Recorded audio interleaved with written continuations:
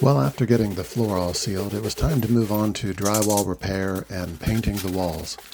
Unfortunately, I lost all the video footage of the drywall repair and the first coat of paint on the first two walls.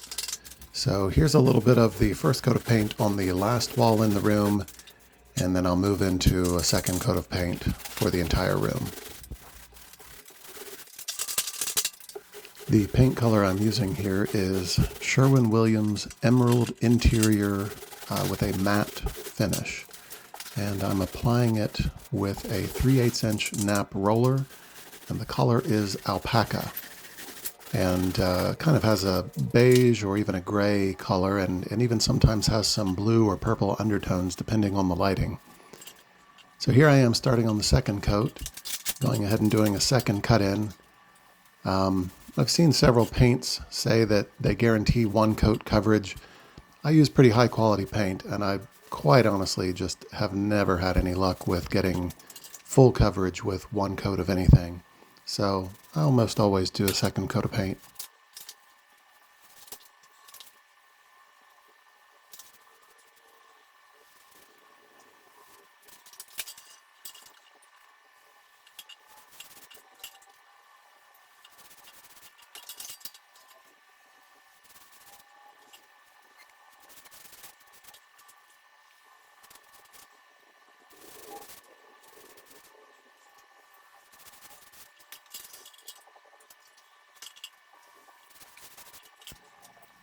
Since the walls are pretty smooth, I was able to get by with using a 3/8 inch nap roller. I could have gone with a 1/2 inch. The thicker the nap roller you go with, the greater the likelihood is you can end up with what they call like an orange peel type texture to the paint. So since the walls were pretty smooth, I went ahead and used the 3/8 inch nap roller. If your walls have more imperfections, you can use a 1/2 inch. Or if you have textured walls or ceilings, sometimes a 3/4 inch nap roller is best to use to make sure that it gets down in all the nooks and crannies. I believe this is when the mowers decided to stop by and mow the lawn, so that's the whiny sound that you're hearing in the background there.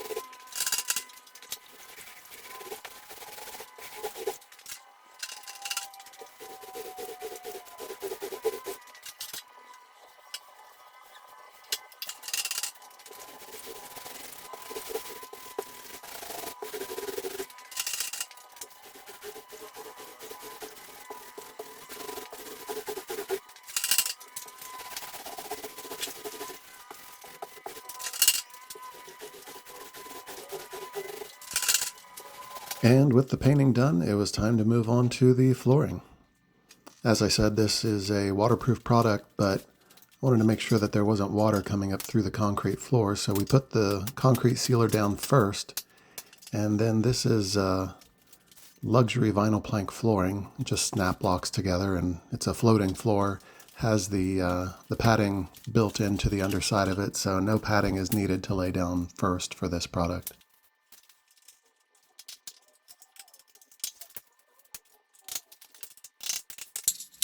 When I'm installing this type of floor, I like to put the end together first, and I like to get it just as close as I possibly can to where the tongue and groove line up along the length of it.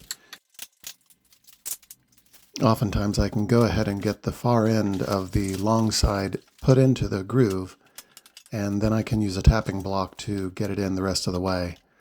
Now I do have an installation kit which includes a little tapping block and a rubber mallet, but my preference is to actually use a scrap piece of the flooring itself. So if I've got a scrap or if I have a cutoff, I'll go ahead and save the tongue side that would snap into the groove on the next row, and I'll use that as my tapping block. One of the reasons why I like using that is the tongue actually goes into the groove of the next piece, whereas the tapping block just sits and kind of catches on the top edge. And if the tapping block slips, it could potentially damage your finished surface. And I really don't encounter that issue by using a scrap piece of the flooring. Plus, if you don't have the installation kit, it's easy to just go ahead and cut off a little scrap piece of the flooring and use that as a tapping block. Typically, the first 2 rows can be the most challenging. You'll think that you have a nice straight line, and then you get the second row started, and that really kind of helps start showing as you're interlocking those 2 pieces that what looks like a straight line may not actually be straight. So getting those first 2 rows linked in together really help to ensure that those initial 2 rows are straight. From there on, it gets a little bit easier. After you get some weight down on that floor, the floor is less likely to slide around. But you'll notice I do have some spacer blocks around the perimeter. With this type of flooring, you do want to leave some expansion joints around the perimeter because this floor will expand and contract with changes in the temperature and the weather. I've seen some of this flooring installed before, which, seems like it was obviously installed during a much cooler day, and then you get a really hot day, maybe the air conditioner's been turned off, and that floor will really expand, bump into the wall, and then the floor has nowhere else to go but up, and so it will start to buckle and create basically big bubbles in the floor.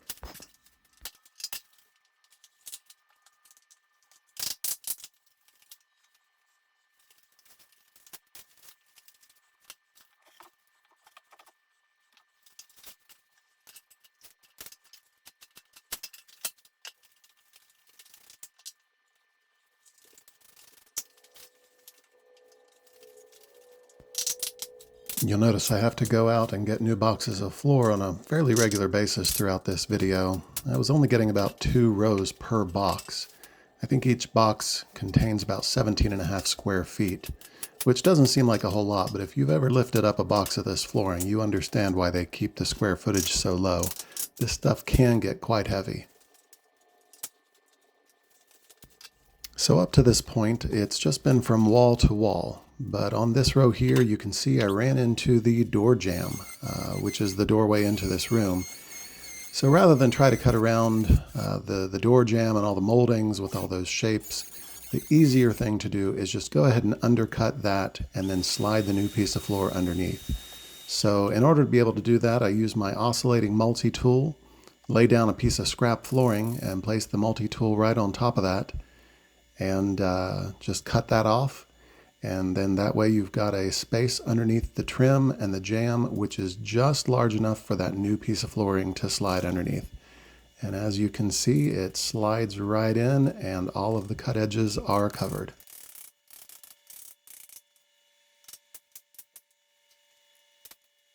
So I've shifted my camera angle around. The camera is now inside the room, standing on top of the floor that has already been installed.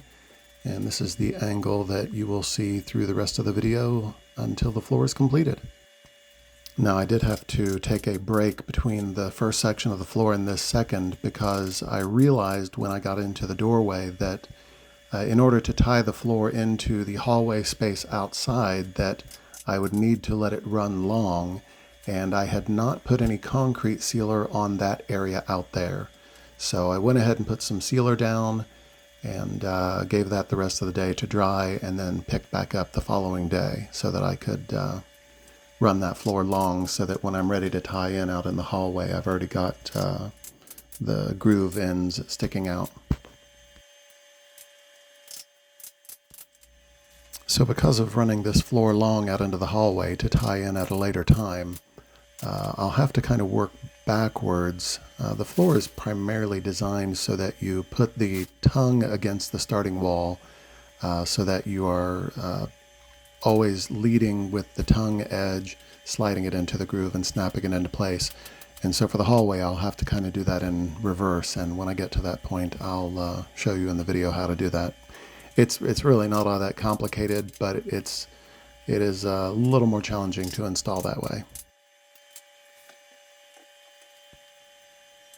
You'll notice here that I start taking some measurements, and I'm measuring both between the finished edge of the floor and the far wall to make sure that I'm going to have a straight line across there and make sure that the flooring has run straight across, which fortunately it has.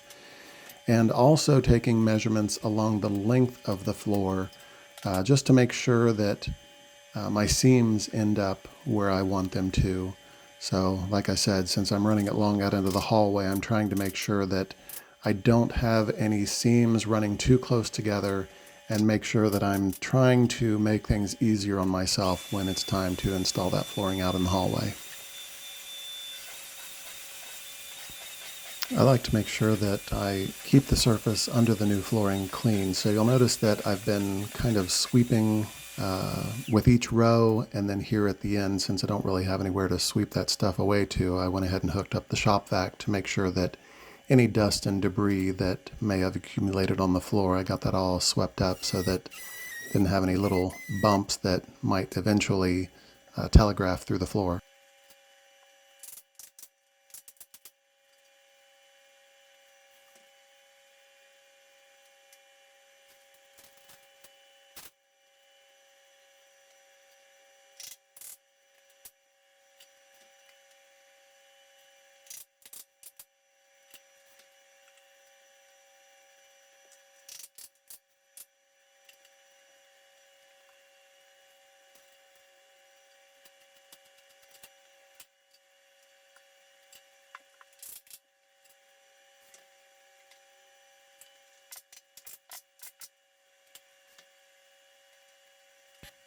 Now, as I get closer and closer to the wall, I have less room in which to get my tapping block in there to snap the two pieces together. And so, particularly on this last row, you'll see me using a pry bar or flat bar to wedge between the wall and the floor and to snap that tongue over into the groove.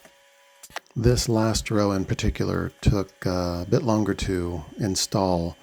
So I had to rip the pieces down to about 6 inches wide, and so again, just cutting the same way I have throughout the process, just score and break with a utility knife and using a straight edge to go along the edge.